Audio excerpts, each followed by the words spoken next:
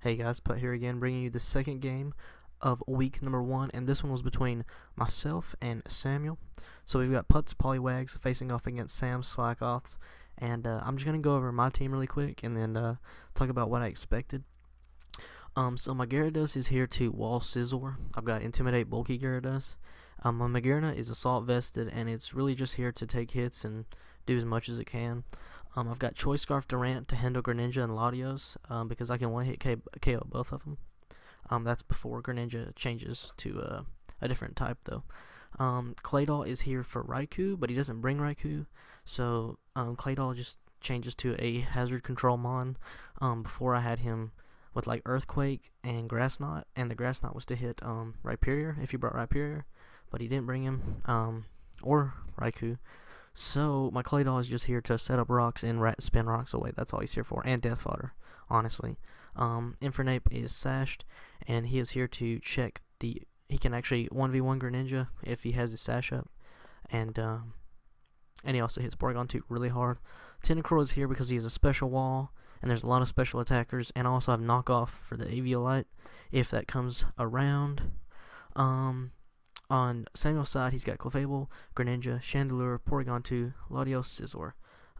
I expected him to bring Raikou because Claydol was the only Mon that could switch in, and also because I had so many electric weaknesses, especially Gyarados and Tentacruel are two that are like that really stand out, and so I figured he'd bring it. I'm not like fearing the Claydol at all, but he didn't bring it, and I was really glad. Like, even though I didn't have Claydol as an answer, I was still really glad because I did not want to have to play around that thing. And so when I didn't see Raikou, like, I was like, oh yes, thank God. The one that worried me the most was Chandelure because I didn't know what set he was running. And this Porygon 2 also worries me because, like, if you can't get the Eviolite off, and if like I lose my Infernape or something, like, this game could go bad in a hurry. So those were a few things I was worried about. So let's go ahead and start it. So in the first turn, I just leave Not Venusaur out here, and he's gonna bring the energy ball, but I take it pretty well because I'm running max special defense. I just want to set up my rocks. I get out of there.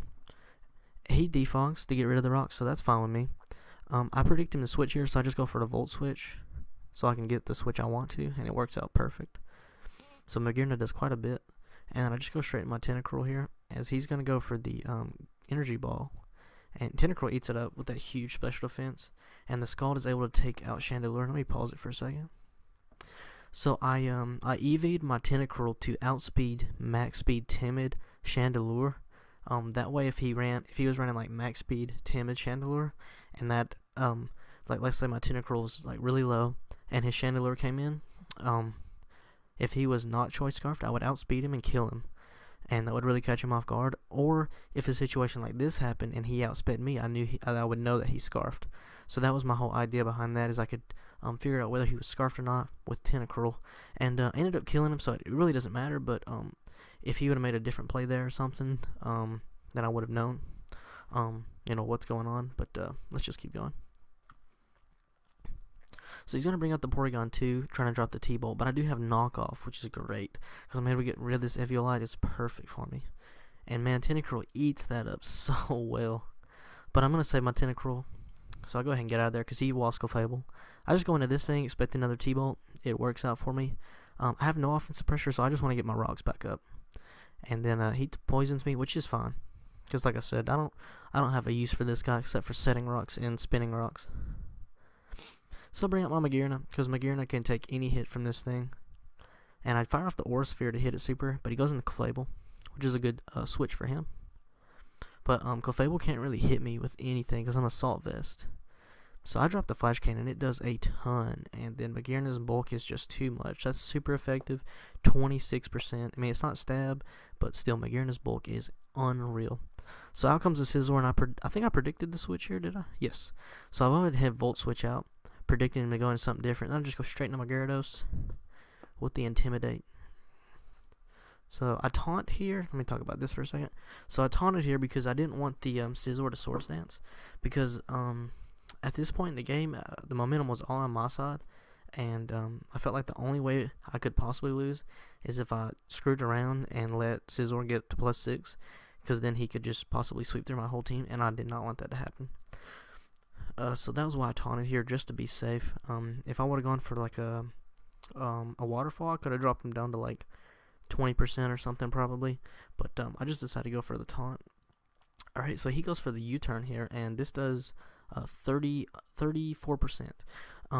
That is banded Scizor with the crit.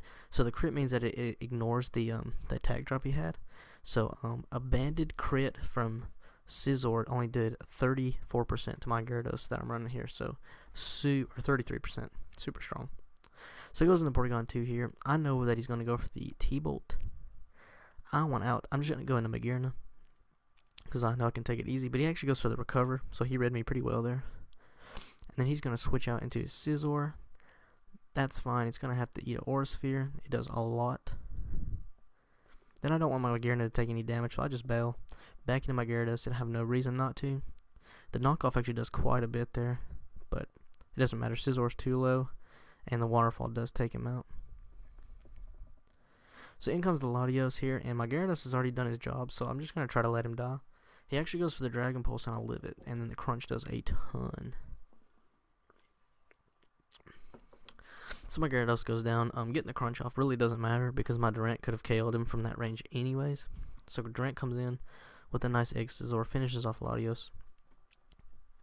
Then out comes the Clefable, and I didn't know if this would KO, but I mean, obviously it would. It's only 16%. So that's 2 for Durant. And then out comes Greninja, and this is the perfect situation. This is what I'd been planning for. And Durant is able to drop both Greninja and Latios, and then also grabs Clefable as part of the mix there. Out comes Porygon 2, and I just feel like I don't want to, I'm just going to get as much damage off on this thing as I can. So I just start X Scissoring it. I do have Superpower on Durant, but I can't use it because I'm Scarfed. So he just starts Recover Stalling me because he has no reason not to. I could have made a switch here, like straight into Infernape, but yeah, it would have been completely free, and I could have probably preserved the 5-0 because he would have been recovering, so I could have got a free switch in. Even if he decided to attack on a turn, I had Sash, so I was in no threat of like losing my Infernape. So I could have retained the 5-0, but I wanted to see if Durant could like pick up 4 KOs. I was being a little greedy, to be honest, and ends up backfiring for me. So I just bring out the old Nape, and he protects here just to prolong the battle, and then close combat finishes him off. And my team just worked out really well for me this week. I had a really good, I think my team matched up really well against his. I don't think he played bad by any stretch of the imagination. I just think my team had a better matchup because I have some really bulky special walls to take on his, and the fact that his main offense, like physical threat, I had like a perfect answer for it, was just really bad luck for him. So anyways, it was a really good game, and Durant coming in the clutch for me. But yeah, that's all for that game. Good game, Samuel.